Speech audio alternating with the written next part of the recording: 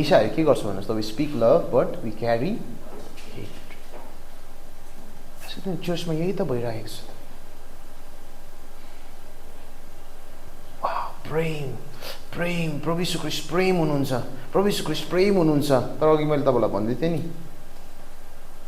सबैभन्दा बेसी चर्चमै प्रेमको विषयमा सुन्ने व्यक्तिले नि चर्चमा नै सबैभन्दा बेसी प्रेम नपाएको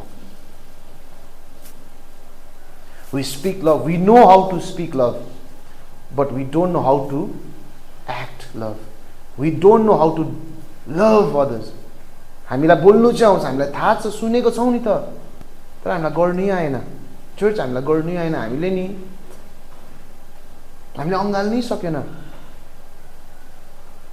चर्च हामीले मलाई थाहा छैन यो चाहिँ हाम्रो चर्चमा त युनिभर्स हामीले नि अँगाल्नै सकेन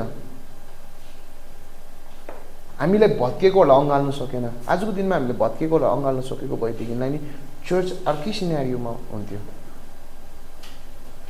हामीले गरिबहरूलाई माया गर्नु सकेन हामीले सुन्यौँ मात्रै किनभने बाइबलमा यति धेरै भनेको छ गरिबलाई माया गर भनेर तर हामीले चर्चले गर्नु सकेको जस्तो लाग्दैन मलाई बरुभन्दा अरू बाहिरको तपाईँले कम्युनिटी र संस्थाहरूलाई हेर्नुभयो भनेदेखिलाई नि हामीले कहिले मात्रै माया गर्छ भने त्यो एकचोटि क्रिसमसमा त्यो पनि अहिले त रेयर भइसकेको छ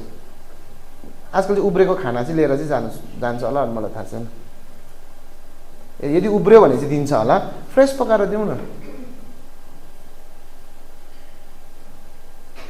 आजको दिनमा हामी चाहिँ एस्केप बोर्ड चाहिँ के भएको छ भन्नुहोस् त प्रेयर भएको छ प्रार्थना गरिदिइराखेको छु त उसलाई प्रार्थना मात्रै चाहिएको होइन उसलाई लुगा पनि चाहिएको छ उसलाई प्रार्थना मात्रै चाहिएको उसलाई खाना पनि चाहिएको छ हामीले गरिब दुःखीहरूलाई प्रेम गर्नु सकेनौँ तर हामीलाई थाहा छ गर्नुपर्छ भनेर हामीले सुनेको छौँ तर हामीले गरेको छैनौँ We speak love but we carry hatred. हामीले अर्को हाम्रो विश्वासीलाई माया गर्नुपर्छ भने हामीलाई थाहा छ तर त्यसले हाम्रो विरुद्धमा केही कुरा गर्यो भनेदेखिलाई के छ हाम्रो हृदयमा त्यो प्रति प्रेम चाहिँ होइन तर रिस मात्रै छ मलाई थाहा छैन एक दिन परमेश्वरले आइकन सबैको हृदयलाई यसरी खोतालेर हेर्नुभयो भने के चाहिँ पाउनुहुन्छ होला यो हृदयलाई परमेश्वरले फोडफाड गरेर उहाँले त उहाँको त्यो शक्ति छ नि त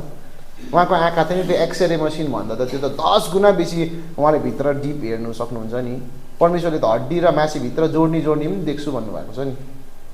उहाँलाई थाहा छ नि हाम्रो हृदयहरूमा परमेश्वरले यसरी खोतालेर हेर्नु भने के चाहिँ पाउनुहुन्छ होला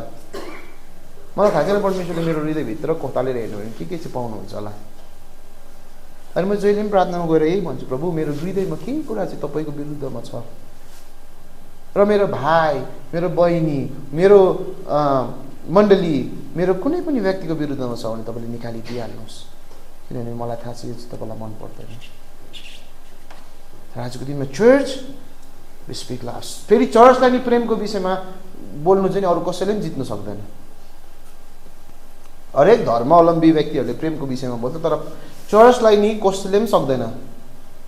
किनभने चर्चको शिक्षामा बाइबलमा नै प्रेमको विषयमा यति धेरै चर्चा गरेको सायद बाइबलमा त यस्तो किताब हो जहाँनिर चाहिँ प्रेमको विषयमा यति धेरै चर्चा गरेको छ तर त्यही बाइबल पढ्ने हामी विश्वासीहरूले चाहिँ नि त्यही प्रेमको विषयमा सुनेर चाहिँ नि सबैभन्दा बेसी रिस ईर्षा निन्दा यहाँ बोकेर हिँडिराखेको छु हामीले हाम्रो भाइलाई माया गर्नु सक्दैनौँ तपाईँहरू अस्ति नै कोरियन मिसनरीजहरू आउनु हुँदै गर्दाखेरि तपाईँले सुन्नुभयो नि तपाईँले सुन्नुभयो कि भएन अर्मेनिया र अजरबैजानको दुईटा देशको पास्टरहरूले नि एकअर्कालाई अँगाल्नै सकेन भने मलाई कस्तो नराम्रो लाग्यो चर्चको पास्टरले अर्मेनियाको चर्चको पास्टर अजरबैजानको चर्चको पास्टरले नि एकअर्कालाई अँगाल्नै सकेन भने बिकज दुईजना चाहिँ नि डरलाग्दो राइबलको अहिले इन्डिया र पाकिस्तान जस्तै हो नि अनि चर्चको लिडर्सले त एकअर्कालाई अँगाल्नु सकेन भने कमन पिपलले कसरी अँगाल्न सक्छ आजको दिनमा चर्चभित्र यही कुरा भइरहेको छ तर म तपाईँलाई यो भन्दै गएँ म सकेँ यो भन्दै गर्दाखेरि पनि चर्चको व्यक्तिहरू चाहिँ किन यस्तो हुँदैछ भने हामी कमजोर छौँ तर चर्चलाई इस्टाब्लिस गर्नुहुने प्रभु यीशु ख्रीष्ट यस्तो हुनुहुन्न आमेन प्रभु यीशु ख्रीष्ट फेरि यसलाई तपाईँले क्रिस्चियन त यस्तो रहेछ क्रिस्चियनिटी त यस्तो रहेछ भनेर होइन चर्चको फाउन्डर चर्चलाई जसलाई हेरेर हामीले हिँड्नुपर्ने चर्चलाई सम्हालेर लानुहुने चर्चलाई बनाउनु हुने खास चर्चको मालिक, चर्चको अथोरिटी, द हाइएस्ट अथोरिटी, चर्चको त्यस्तो हुनुहुन्न। उहाँ चाहिँ साँच्ची नै उहाँ प्रेमिलो परमेश्वर हुनुहुन्छ। त्यही प्रेममा नै उहाँ त्यो क्रुसमा जानुभयो। तर यहाँनिर चाहिँ नि गलत चाहिँ कहाँ भयो भन्नुहोस् त, हामी चाहिँ उहाँको साँचो डिसाइपल्स हुन सकेनौँ। चर्च चाहिँ नि उहाँको साँचो डिसाइपल्स हुन सकिराखेको छैन। गलत चाहिँ उहाँमा होइन, कमजोरी चाहिँ ख्रिस्टमा होइन, कमजोरी चाहिँ हामीमा भयो। उहाँले त प्रेम बोल्नुभयो, प्रेम गर्नुभयो, प्रेम देखाउनु भयो, त्यही प्रेमकै कारण उहाँ त्यो क्रुसमा जानुभयो, त्यही प्रेममै उहाँ मर्नुभयो,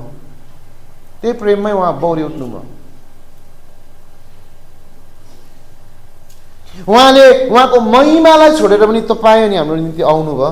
उहाँले आफूलाई नम्र तुल्याउनु भयो। चर्चमा हामीले आएर हेर्नुपर्ने जो परमेश्वर छ उहाँ त्यस्तो हुनुहुन्न। तर हामी परमेश्वरको नि त्यो परमेश्वरको साँचो डिसाइपल्स भनेको चाहिँ नि इमिटेट, जसले चाहिँ नि डिसाइपल्स अफ जिजस भन्दै गर्दाखेरि चाहिँ यीशुको चेला भन्दै गर्दाखेरि यीशुले जे गर्छ नि त्यही कुरालाई फलो गर्ने व्यक्तिलाई चाहिँ चेला भनिन्छ। तर हामी चाहिँ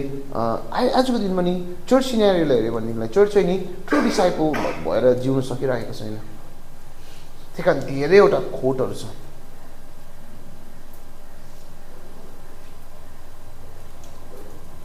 तर प्रभु यीशु ख्रीष्टले म विश्वास गर्छु हामी पोर्टस हाउस चर्चलाई समयमा नै यो कुराहरू बुझ्न दिँदै हुनुहुन्छ। आमेन।